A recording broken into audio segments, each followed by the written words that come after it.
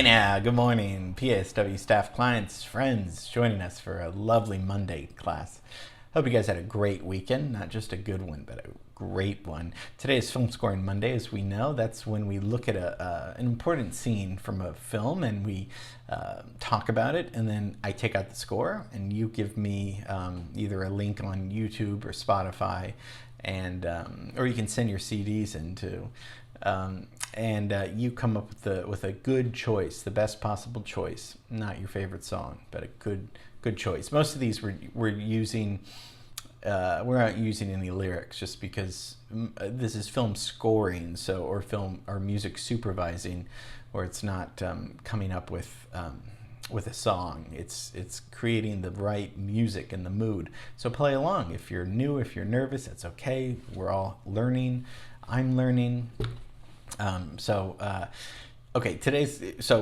We looked at the Man of Steel, we looked at Superman, that was fun. Today's going to be a little bit scary for the kids. You know, it was out a long time ago, gosh, almost 100 years ago, but it's still got some really great scenes in it.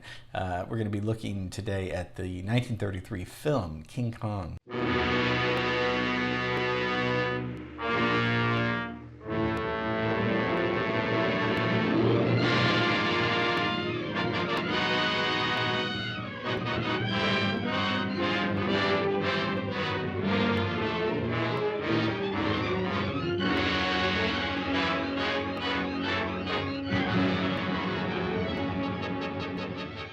Everyone knows King Kong. There's several different versions. They're probably remaking another one as we speak right now, but this is the 1933 one. Adventure romance film, directed and produced by Marion C. Cooper and Ernest Schoedsack. It tells the story of a huge gorilla-like who's named Kong, and attempts to possess a beautiful young woman who's played by Fay Wray, and features stop-motion animation by Willis O'Brien and music by Max Steiner. We're going to be looking at the score and why it was so important. So 1933, we're into talkie films now. Talkie meaning people can now talk on film, where we're out of the silent era. Of course, we know that because 1927, that all changed with The Jazz Singer, with Al Jolson. Okay. Let's leave Huntington Library, because I don't know about you, but I was still hanging out there on Thursday and for the weekend. And then now let's go over to the scene we're going to be talking about. We're going to go to the Empire State Building in New York. 1933, what's going on in 33? A lot of stuff is going on. Hitler's appointed Chancellor of Germany. So some terrible things are going to happen. Alcatraz becomes a federal penitentiary. Loch Ness Monster is sighted for the first time in modern times. First drive-in movie theater is in New Jersey. Some of these we've gone over because 33 we've looked at. First drive-in in New Jersey, making a comeback during COVID too. Let's see, Hitler, what else is important? Oh yeah, the first chocolate chip cookie is invented. I didn't know about that, but that's kind of cool. Monopoly is invented, and then people can resume partying because prohibition is repealed. So from 13 years of being dry, or seemingly dry, America is allowed to drink again. Alcohol is allowed to. So King Kong opens in New York City, March 2nd, 1933. Rave reviews. I mean, people must have been just blown away by this. The budget was big, though. It was almost going to bankrupt RKO. Budget was $672,000. A lot of money today, a lot of money tomorrow, a lot of money in 1933. It made $5.3 million. So it saved the studio for sure. So Kong was an 18-inch model. He was supposed to be about 50 feet. That was mostly what he was supposed to be. 18-inch model made from metal mesh skeleton and a mixture of rubber and foam for the muscle structure, and rabbit for his hair. So lest anyone think Kong is real, it was a model, right? So film's considered to be one of the best horror films ever made. And just to get the story, it's this gigantic prehistoric ape who's taken to New York City by a film crew where he wreaks havoc on the city. And King Kong is very infatuated with the actress from the crew. But the film also features some really great sequences, fighting adventure-filled sequences with battles between Kong and other dinosaurs and stuff.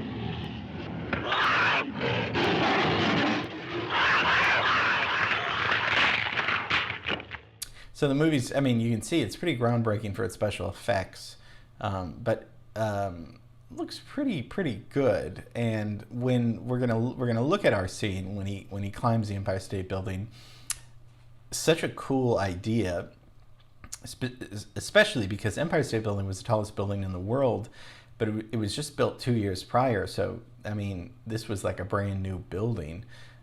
They used live action, back projection, stop animation, miniatures, models, matte paintings. I mean, terrific special effects. But the score, why is the score important? The score is by Max Steiner. Max Steiner is one of the biggest film composers that ever lived. I mean, was a true child prodigy. I mean, studied piano with Brahms. We looked at Brahms, the 19th century composer, and orchestration with Richard Strauss, and conducting with Mahler. So, I mean, talking about a classical education, this guy really had classical, born in Vienna, and then comes to Hollywood, scores tons of things.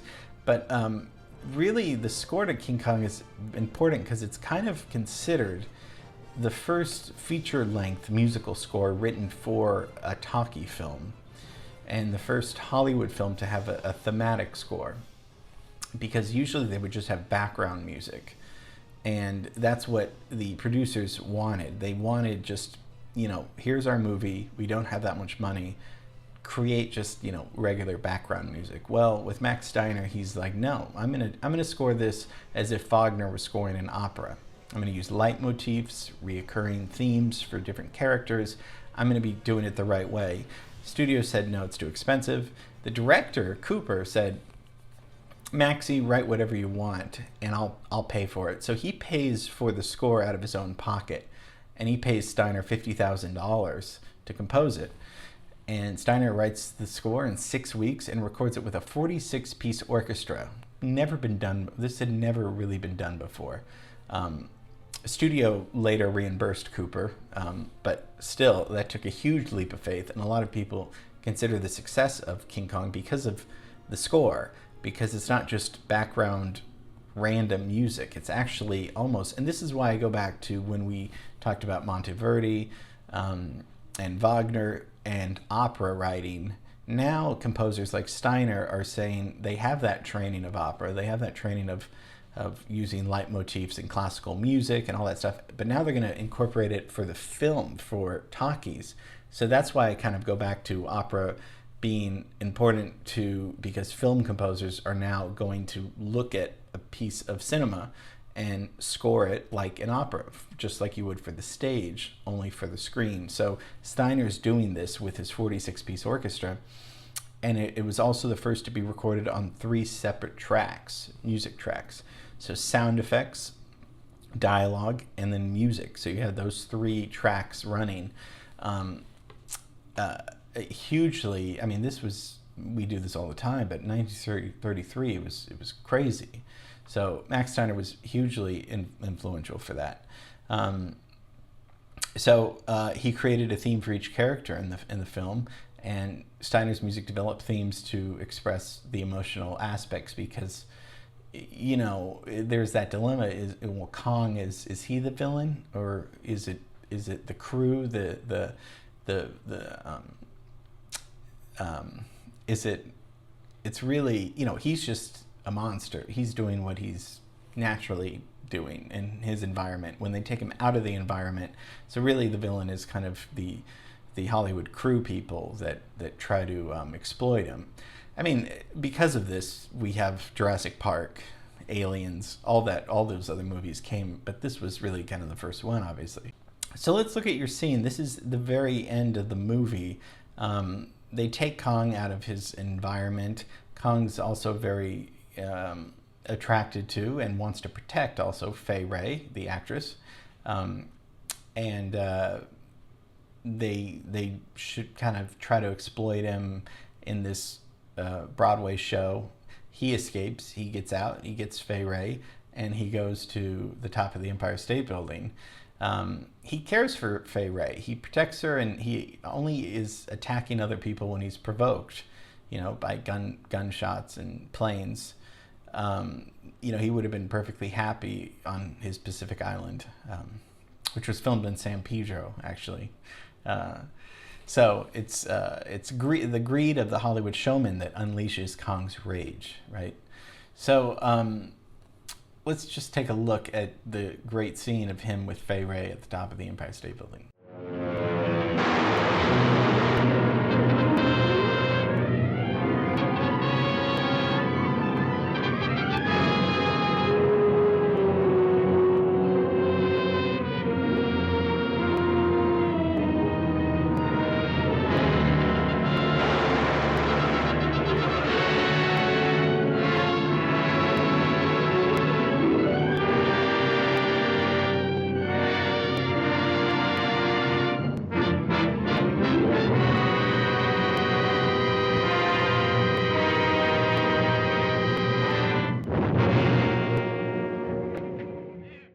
Pretty powerful, pretty, you know, graphics are pretty great. The emotion is there because the score is there. And if you notice, the score has a lot of, just during, you know, just those few minutes or less, there's a lot of heart in the score. This is an action film, but there's also, like we've seen with other action films, there's the music used is it's not just a war, you know, action-packed machine gun drums beating, you know, gladiator type score. There's a lot of emotion because the audience is rooting for Kong, even though he's a beast. He's still perhaps the hero in this, and then there's that dilemma because he could crush you, he could kill you, right? So, but if you listen to the score, there's some romantic leitmotifs going on in it. So it's not just a complete, you know, adventurous ruckus thing. I wonder if we can do that.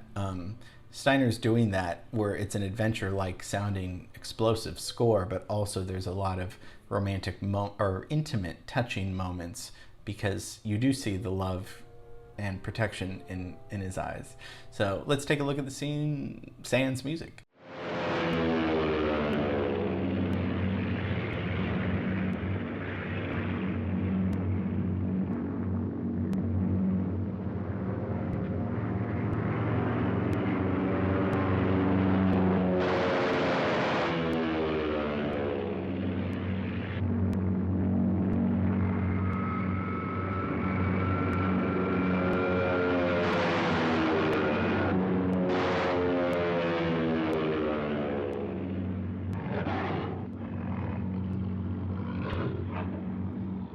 So it's sad because they're firing at him, and you know he's being he's deflating, and of course he dies, and he falls off the building. And Fay Wray is okay, but she's traumatized, and we're going to have to come up with a scene that is actiony, but it would be nice to have a little bit of emotion in it too. I don't know if that'll be possible, because if you hear Steiner's score, it's emotional, but it's also grand at the same time. It's hard to do this. We're going to have to look for something that's going to fit it's because it's an epic scene, but there's also some heart and emotion in it. So see what you can come up with. I know that this is gonna be really fun to do, because this is such an iconic film. I mean, just they're still remaking these kind of movies in the same way, the same formula. We just have better graphics now. That's really the only difference, and maybe better acting, but for the most part, we're Hollywood's still doing these things. And it's a formula that works, and what works is Max Steiner's score. He went on to do many other films, including Gone with the Wind. He scored Casablanca, Treasure of Sierra Madre. Just a massive talent, amazing film composer. Okay, well, get it to me by tomorrow. We're going to see the results Friday. We're going to make it a great week. We're going to just groove this week and just have a good time learning about new things and sharing. So can't wait to see what you guys come up with, and love you very much, and I will see you tomorrow.